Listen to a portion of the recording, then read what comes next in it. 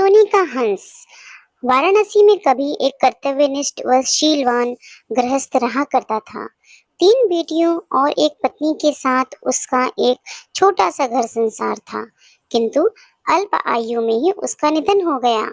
मरणोपरांत उस गृहस्थ का पुनर्जन्म एक स्वर्ण हंस के रूप में हुआ। पूर्व जन्म के उपादान और संस्कार उसमें इतने प्रबल थे कि वह अपनी मनुष्य योनि की घटनाक्रम और उनकी भाषा को विस्मृत नहीं कर पाया। पूर्व जन्म के परिवार का मोह और उनके प्रति उसका लगाव उसके वर्तमान को भी प्रभावित कर रहा था।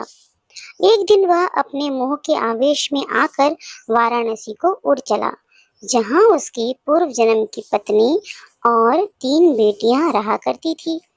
घर के मुंडेर पर पहुंचकर जब उसने अपनी पत्नी और बेटियों को देखा, तो उसका मन खिन्न हो उठा, क्योंकि उसके मरणोपरांत उसके परिवार की आर्थिक दशा दयनीय हो चुकी थी।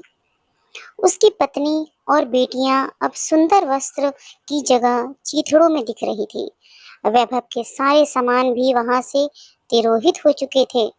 फिर भी पूरे उल्लास के साथ उसने अपनी पत्नी और बेटियों का आलिंगन कर उन्हें अपना परिचय दिया और वापस लौटने से पूर्व उन्हें अपना एक सोने का पंख भी देता गया, जिसे बेचकर उसके परिवार वाले अपने दारिद्र्य को कम कर सकें। इस घटना के पश्चात हंस समय समय पर उनसे मिलने वाराणसी आता रहा और हर बार उन्हें सोने का एक पंख देकर जाता। बेटियां तो हंस की दानशीलता से संतुष्ट थीं, मगर उसकी पत्नी बड़ी ही लोभी प्रवृत्ति की थी। उसने सोचा, क्यों ना वह उस हंस के सारे पंख निकालकर एक ही पल में धनी बन जाए। बेटियों को भी उसने अपने मन की बात कही, मगर उसकी बेटियों ने बड़ा कड़ा विरोध किया। अगली बार जब वह हंस वहां आया, तो संयोगवश उसकी बेटियां वहां नहीं थीं। उसकी पत्नी ने तब उसे बड़े प्यार से पुचकारते हुए अपने करीब बुलाया। नल प्रपंच के खेल से अनभिज्ञ वह हंस खुशी खुशी अपने पत्नी के पास दौड़ा चला गया, मगर यह क्या, उसकी पत्नी ने बड़ी बेदर्दी से उसकी गर्दन पकड़ सारे पंख एक ही झटके में नोच डाले और खून से लथपथ उसके शरीर को एक पुराने कमरे में फेंक दिया। फिर जब वह उन सोने के पंखों को समेटना चाह रही थी, तो उसके हाथों सिर्फ साधारण पंख ही लग सके, क्योंकि उस हंस के पंख उसकी इच्छा के प्रतिकूल नोचे जाने पर साधारण हंस के समान हो जाते थे।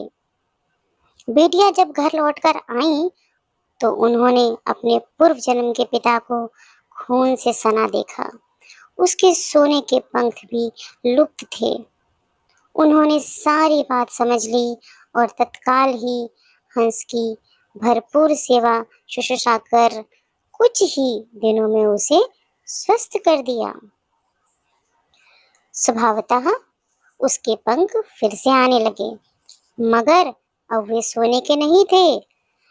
जब हंस के पंख इतने निकल गए कि वह उड़ने के लिए समर्थ हो गया, तब वह उस घर से उड़ गया और कभी दोबारा वाराणसी की तरफ दिखाई नहीं पड़ा। तो फ्रेंड्स, ये कहानी कैसी लगी? अच्छी लगी ना? अच्छी लगी हो तो सब्सक्राइब करें और लाइक करें।